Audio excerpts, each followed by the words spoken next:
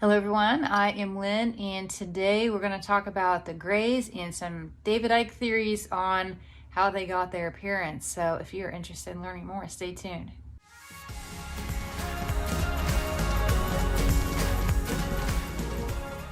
Okay everybody, great. So let's start with this question here. It says, hi Lynn, in one of your chats you confirmed that the sickly appearance of the gray aliens might have something to do with the way that they use portals. Could you please do a more detailed reading on this? I'm curious about the immediate health effects of using portals and the long-term multi-generational use of portals, how it affects the health of a species. Credit to David Icke. He is where I heard about this topic. He said that the Greys use portals very casually, while other extraterrestrial species know better, and they keep a healthier, less terrifying appearance because of that. So, this is the theory I had never really heard about, never did a reading on. So I wanted to first think about the portal, or just portal travel or portal activity, and I absolutely do see that they exist. And I've talked about portals in other readings before. I see that many ETs and aliens, they use them. It's the easiest, quickest, and sometimes it's the only way to get from point A to point B. Greys, I do get, they're pretty ruthless and they just don't care. They travel liberally, and they're not too concerned about their appearance or how any other being views them. And I get too that, at least with them, with their mentality or the way that they think, they don't have a concept of something being sickly or looking sickly versus attractive. It is not even something on their radar. They do what they're going to do, and they look the way that they look, and that's really pretty much the end of it for them.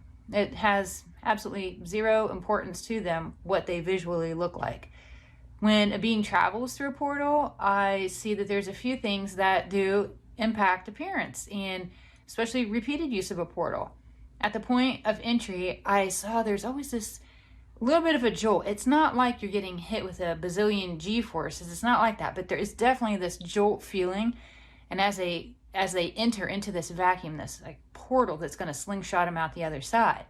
And I get that the jolt impacts the exterior body, the physical outside body, by creating these micro stretching of the skin, because it does do this weird motion. It's difficult to describe, but it's like I hear it, I see it, and I feel it myself, even as I'm just tuning into it to get a better understanding.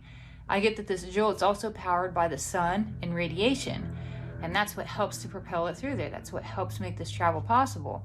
And the burst of the radiation and the repeated exposure to the jolt or radiation makes the physical self weaker and breaks down more and more quickly.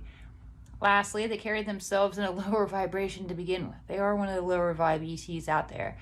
So anything exterior that can impact their appearance and overall health is going to do so with greater impact. It's almost like it's magnified just because of the frequency that they carry their own self in. Other ETs know this, and they figured out ways to limit exposure. They use portals when necessary, but they try to use other methods even if it's slower or maybe not as convenient. And I fully did resonate with David's thoughts on this. I see a lot of truth to his logic and his theories about why they do look the way that they look. And that was really all I had on this topic. I'd be so curious your thoughts. Please drop a line below if you have something you'd like to share. Again, I'm Lynn with Psychic Focus at psychicfocus.blogspot.com, and I'll see you in my next video. Thank you. Bye.